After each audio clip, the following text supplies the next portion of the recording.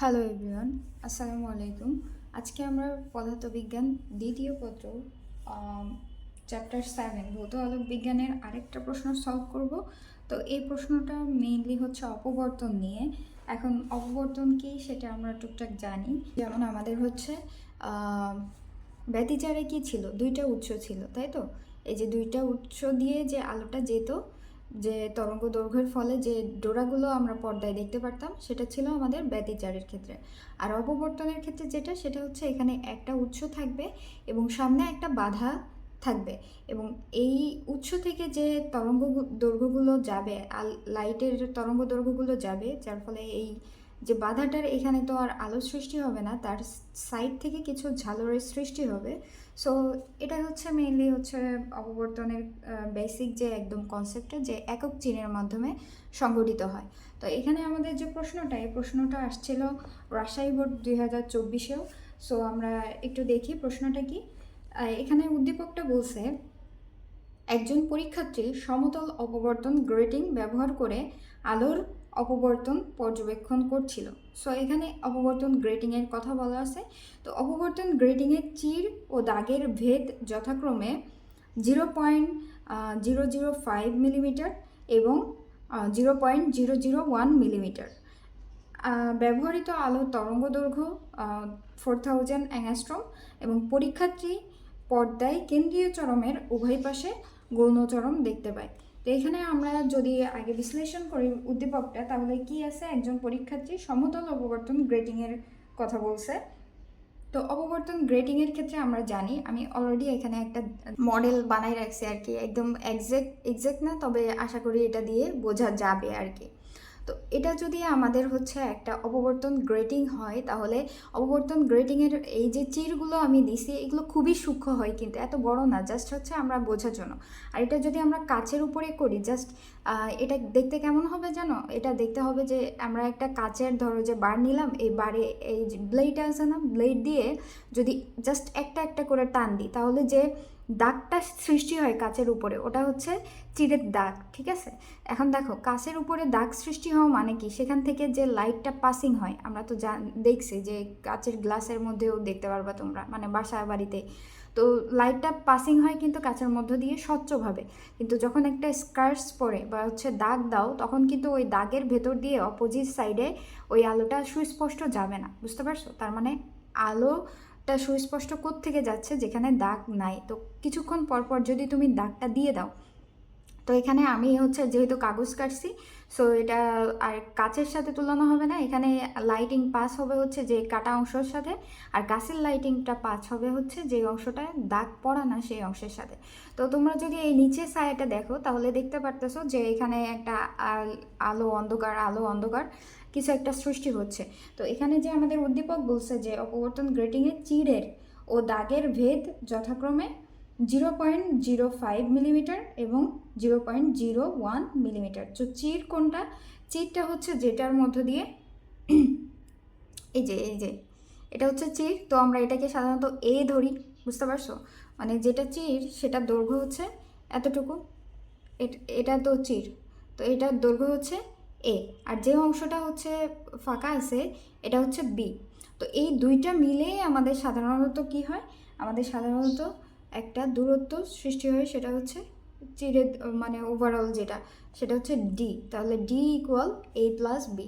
আশা করি বুঝতে পারছি। আর অপবর্তনের চিত্রটা কাইন্ড অফ এমন হবে, এই যে নিচের ছায়াটা দেখতে পারতেছ কিছুটা এমন, ঠিক আছে?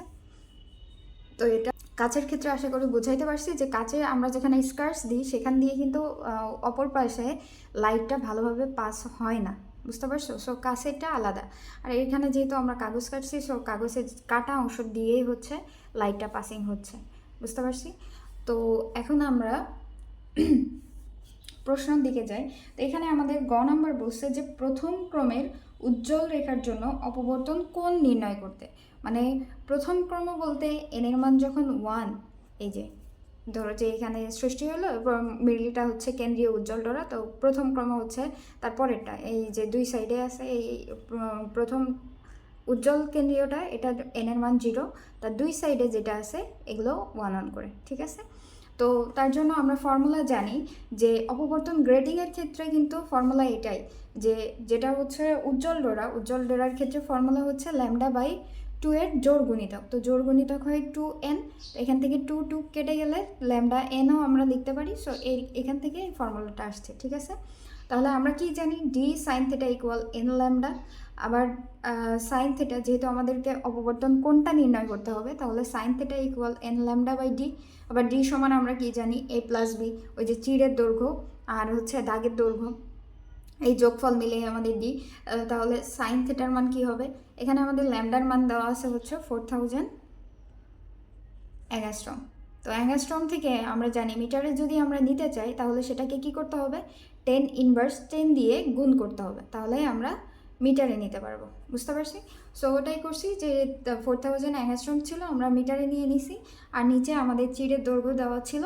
তো এখানে দেখো আমি এই 10⁻³ কমন নিছি, কেন? কারণ এগুলো মিলিমিটারে দেওয়া আছে, তো দুইটাই যেহেতু মিলিমিটারে দেওয়া আছে যোগফল, সো আমি এদেরকে ব্র্যাকেট দিয়ে যোগ করে নিলাম আর হচ্ছে সাইডে বাইরে 10⁻³ দিয়ে দিলাম। তখন আমরা হচ্ছে থিটার মানটা পাবো, এটা ক্যালকুলেশন করলে 3.82 ডিগ্রি। ঠিক আছে, এটাই আমাদের হচ্ছে গ নাম্বারের অ্যান্সার। তাহলে এখানে যে বলছিল যে প্রথম ক্রম উজ্জ্বল রেখার জন্য অপবর্তন কোণটা হবে আমাদের 3.82 ডিগ্রি। আশা করি বুঝতে পারছি। এই অপবর্তন বা ব্যতিচারের ম্যাথগুলো তুমি যদি একবার কনসেপ্টটা ধরতে পারো তাহলে এই ম্যাথগুলো খুবই ছোট ছোট হয় এবং কনসেপচুয়াল, মানে বুঝতে সুবিধা হবে, বা হচ্ছে তোমার ম্যাথ করতে এত বেশি ঝামেলা হবে না যদি তুমি একবার কনসেপ্টটা ধরতে পারো। আচ্ছা, তারপরে দেখো আমরা ঘ নম্বরে চলে আসছি। ঘ নম্বরেও আমি করে রাখছি। ঘ নম্বরে আমাদের এখানে প্রশ্ন বলছে যে উদ্দীপক অনুসারে ষষ্ঠ অবমের জন্য অপবর্তন সম্ভব কি না। এখন ষষ্ঠ অবম কোনগুলো? আচ্ছা, চরম হচ্ছে যেগুলো আলো যায়, মানে আলো, এখানে যদি আমি আবার এই কাগজটা আনি, যেখানে যেখানে এই যে আলো পড়তেছে, আলো দেখতে পাচ্ছ, এগুলোকে চরম বলা হয়, মানে উজ্জ্বল ডোরা যেগুলো, যেগুলো অন্ধকার এগুলোকে অবম বলা হয়। এখন আমাদেরকে বললো যে হচ্ছে ষষ্ঠম অবমের জন্য অপবর্তন সম্ভব কিনা।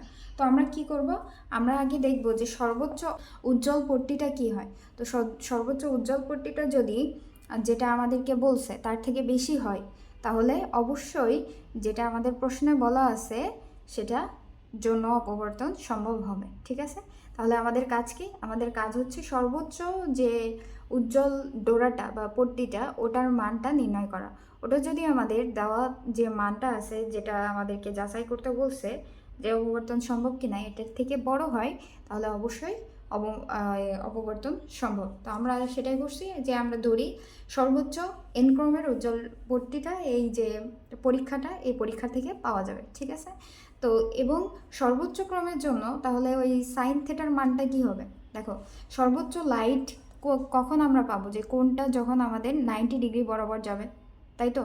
কোনটা যখন 90 ডিগ্রি বরাবর যাবে তখনই কিন্তু আমরা সর্বোচ্চ উজ্জ্বল পট্টিটা পাবো, মানে সর্বোচ্চ একদম। এই যে কোনটা তো এইভাবে যায় আস্তে আস্তে, এখান থেকে লাইটটা এইভাবে পাসিং হয়, তো যখন সোজা চলে যাবে 90 ডিগ্রি বরাবর, তো এই 90 ডিগ্রি বরাবর গেলেই হচ্ছে আমরা একদম সর্বোচ্চটা পাবো। আর এর বাইরে আসলে কিন্তু আবার উল্টা চলে আসবে ঘুরে। এই পরীক্ষাটা যদিও তোমরা যদি দেখতে চাও তাহলে দেখবা যে অ্যানিমেশন ভিডিও অনেক আছে, ইউটিউবে সার্চ দিলেই পাবা, অথবা তোমরা হচ্ছে গুগলে সার্চ দিলেও পেয়ে যাবা। ঠিক আছে, যে অপবর্তন পরীক্ষা বা এটা কি হয়, আলো ছায়া যে ব্যাপারগুলো, এগুলো হচ্ছে এই অ্যানিমেশন ভিডিও খুব ভালোভাবে দেওয়া আছে, এবং তোমরা যদি দেখো তাহলে মজাও পাবা এবং কনসেপ্টও ক্লিয়ার হবে। আচ্ছা, তো 90 ডিগ্রির এই সাইডে গেলে কিন্তু আবার কমতে থাকবে আলো। বুঝতে পারছো? এটা তোমরা বাসায়ও করতে পারো, যে হচ্ছে টর্চ লাইট নিবা আর সামনে কিছু একটা রাখবা বাঁধা, তারপর টর্চ লাইটটা আস্তে আস্তে এমনি এমনি ঘুরাবা। তো এখন এই 90 ডিগ্রি, তাহলে সাইন থিটার মান যখন সর্বোচ্চ হবে তখনই আমরা সর্বোচ্চ উজ্জ্বল পট্টিটা পাবো, তাই তো? তো সাইন থিটার সর্বোচ্চ কোণ কত? 90 ডিগ্রি, আর এটার মান কত? 1। ঠিক আছে, তো আমরা আবার আগের ফর্মুলায় যাব, যে আমরা জানি d sine theta equal n lambda, যেহেতু এটা অপবর্তন গ্রেটিংয়ের ক্ষেত্রে। তো আমরা উজ্জ্বল পট্টির ক্রম নির্ণয় করতেছি, এর জন্য এটা যদি উজ্জ্বল না করতাম তাহলে n+1 ল্যামডা বাই 2। আচ্ছা, তো N lambda is equal two তাহলে কি হবে, এখান থেকে সাইন থিটার মান কত? 1 পাচ্ছি, তাহলে ডি হবে শুধু। তাহলে n is equal to d by lambda, আমরা যেহেতু এন এর মানই নির্ণয় করব, তাহলে n is equal to d এর মান কি আবার a প্লাস বি, ওই যে চিরের দৈর্ঘ্য প্লাস হচ্ছে আমাদের দাগের দৈর্ঘ্য বাই ল্যামডা। এখন এই দুইটার মান বসাই দিলাম, যেহেতু মিলিমিটারে আছে সো আমি 10 ইনভার্স কিউব দিয়ে কমন নিয়ে গুণ করে দিলাম, তাহলে মিটারে পেয়ে গেলাম। আর ল্যামডার মান যেহেতু 4000 অ্যাংস্ট্রম আছে, আমরা হচ্ছে মিটারে করে নিলাম। তো এখান থেকে এটা ক্যালকুলেশন করলে আমরা এন এর মান পাচ্ছি হচ্ছে 15। বুঝতে পারছি? এখন আমি কি বলছি, এন এর মান যদি বড় হয়, মানে আমাদের কি বলছে ষষ্ঠ অবমের জন্য, তো ষষ্ঠ থেকে যদি এন এর মানটা বড় হয় তাহলে অবশ্যই এটার ক্ষেত্রে অপবর্তন পাওয়া পসিবল, অপবর্তন গ্রেডিং। তাহলে দেখো ওটাই আমরা লিখব শর্তটা, যে যেহেতু এন হচ্ছে ইজ গ্রেটার দ্যান 6, সুতরাং ষষ্ঠ অবমের জন্য অপবর্তন পাওয়া সম্ভব। ঠিক আছে, আশা করি বুঝতে পারছো। আচ্ছা, এই ম্যাথটা খুবই ইজি ছিল, কিন্তু তারপরে যদি কারোর কোথাও বিন্দু পরিমাণ সমস্যা থেকে থাকে তাহলে অবশ্যই আমাকে জানাবা, কমেন্ট করবা। আজকে এ পর্যন্ত, আল্লাহ হাফেজ।